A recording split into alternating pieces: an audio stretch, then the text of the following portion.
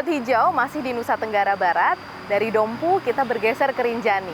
Kali ini ada cerita keren dari 3 desa penyangga yang ada di wilayah kawasan Taman Nasional Gunung Rinjani. Siapa saja mereka dan apa saja yang mereka lakukan? Berikut informasi lengkapnya untuk Anda.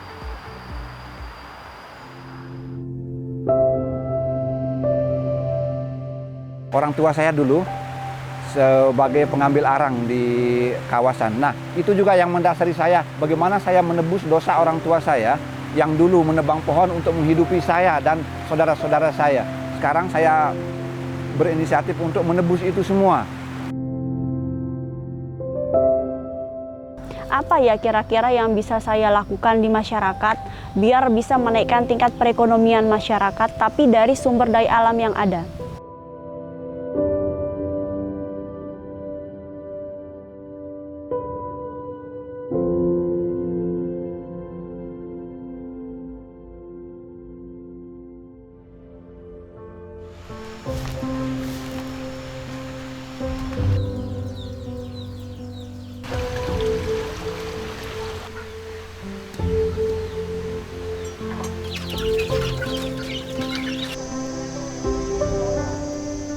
Ada 23 desa penyangga yang itu berbatasan langsung dengan kawasan Taman Nasional Gunung Rinjani. Jadi mau nggak mau masyarakatnya sangat bergantung dengan keberadaan Taman Nasional, baik dari pemanfaatan HHBK maupun pemanfaatan air untuk kebutuhan sehari-hari.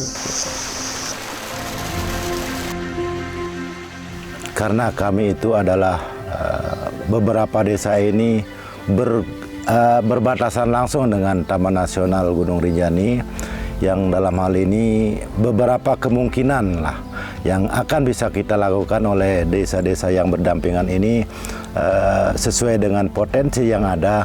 Maka kami pemerintah desa beserta Taman Nasional membuat sebuah gagasan agar bagaimana desa-desa di wilayah perbatasan Taman Nasional baik dari Joben sampai Titik Batu ini memanfaatkan potensi-potensi yang ada di desa kami untuk bisa menjadi sumber potensi penghasilan masyarakat.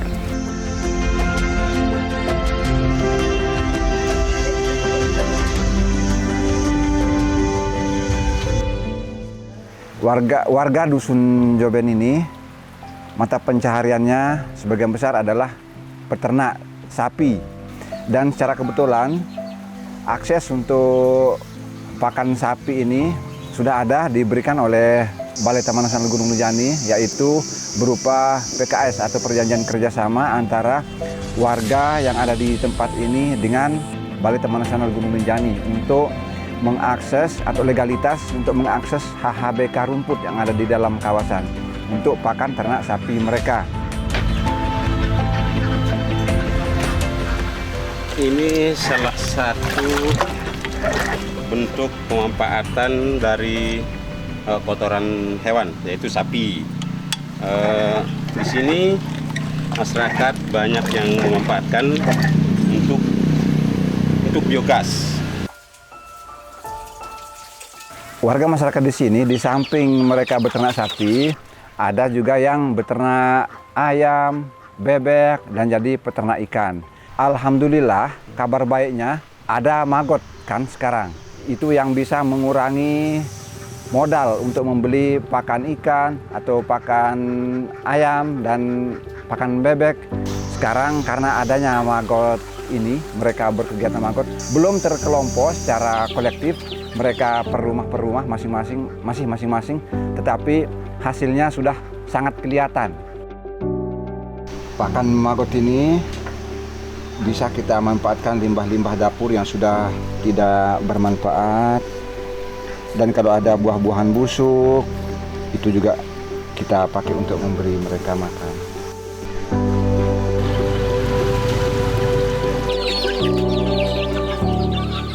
Pelibatan masyarakat di sekitar kawasan dalam upaya juga untuk meningkatkan perekonomian atau kesejahteraan masyarakat di sekitar kawasan.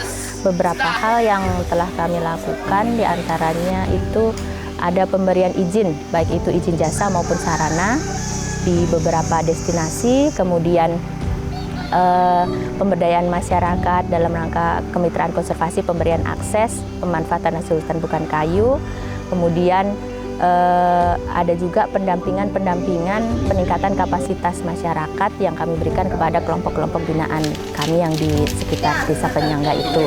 Karena harapannya meskipun masyarakat benar-benar tergantung kepada kawasan Taman Nasional Gunung Rinjani, ketergantungan itu bisa juga memberikan dampak positif kepada kawasan Taman Nasional. Jadi mereka pemanfaatannya tidak lagi ekstraktif yang tidak berkelanjutan atau tidak bertanggung jawab, tapi menjadi pemanfaatan yang lebih lestari atau bertanggung jawab sehingga berkelanjutan di kemudian harinya.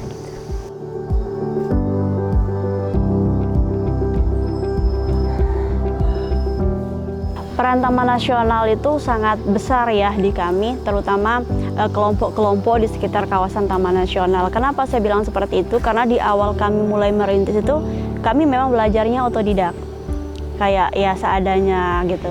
Nah, setelah kenal sama Taman Nasional, kami juga dikenalkan dengan orang-orang yang sudah berpengalaman di bidang itu. Kami juga sampai diundangkan doktornya langsung gitu kan, ahli arennya, sehingga kualitas aren kami di sini kualitasnya semakin meningkat seperti itu. Selain itu kami juga dibina dalam segi sarana dan prasarananya.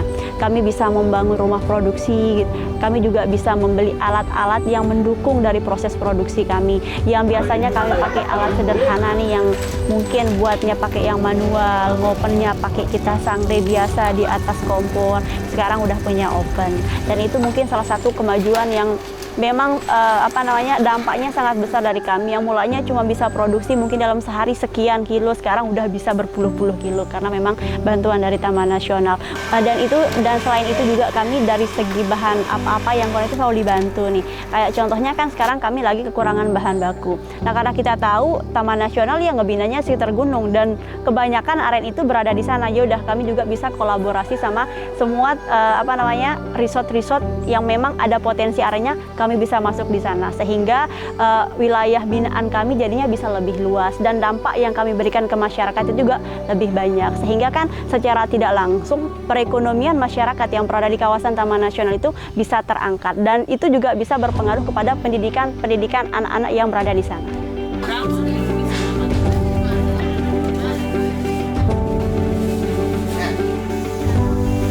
Kampung kami di Dusun Joben ini di Proklim Joben Lestari ini juga ada kegiatan budidaya anggrek.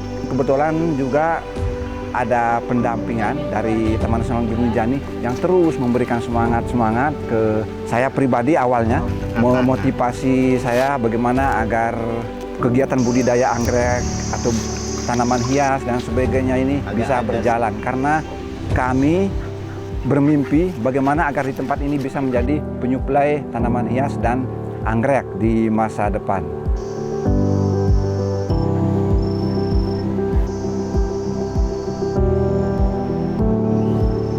Kami sering diberikan pelatihan dan juga mendapatkan bantuan-bantuan dari Taman Nasional. Yang pertama yang saya masih ingat adalah bentuknya pembuatan pakan ternak, pembuatan pupuk non kimia, dan juga beberapa pelatihan-pelatihan tentang bagaimana cara kita di dalam melakukan kepariwisataan di Desa Teteh Batu.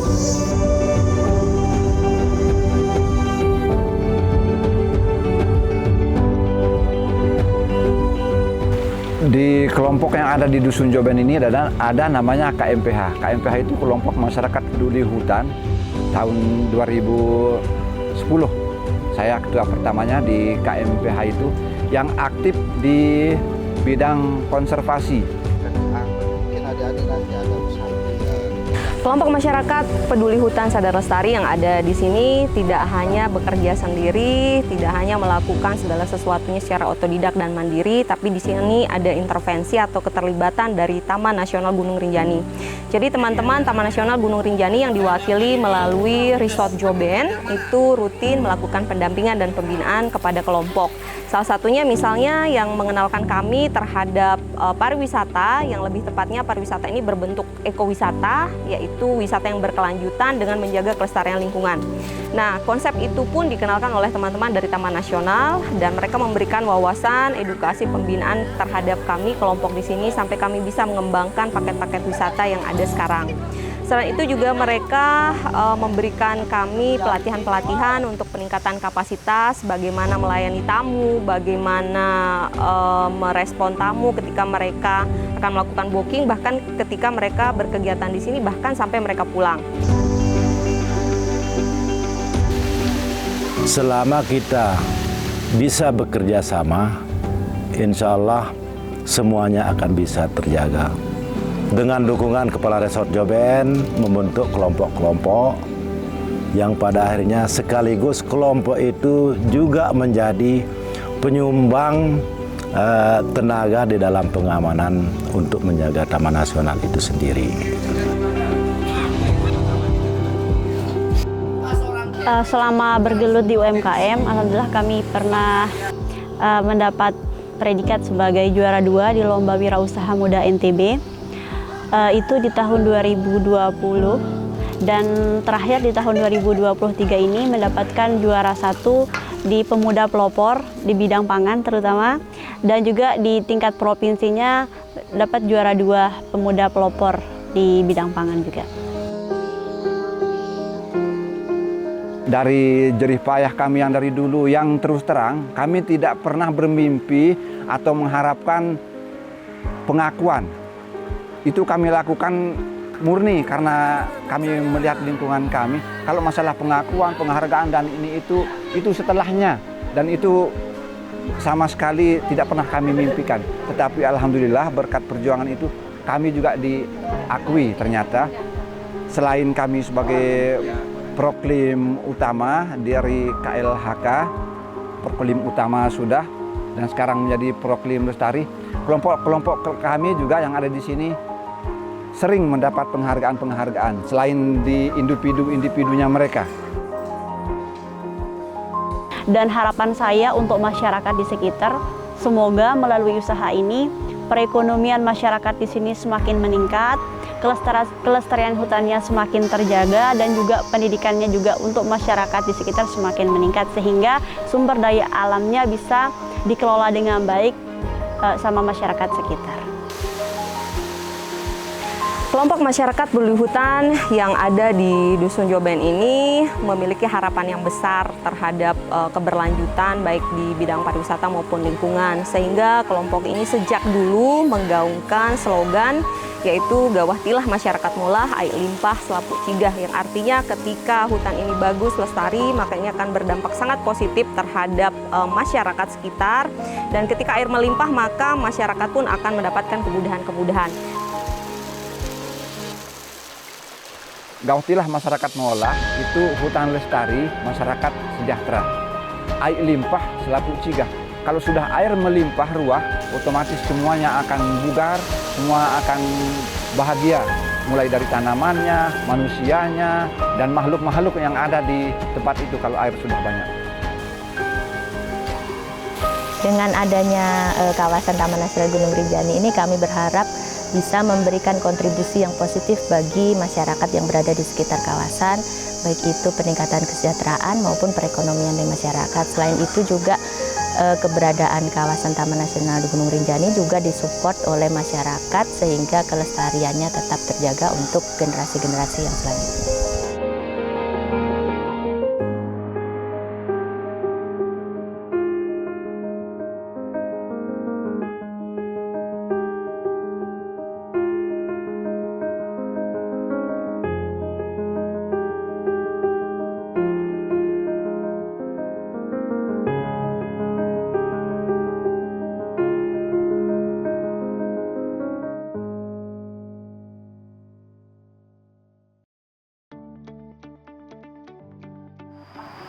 Sobat Hijau, perubahan iklim, kerusakan lingkungan dan hutan adalah ancaman yang nyata bagi keberlangsungan bumi.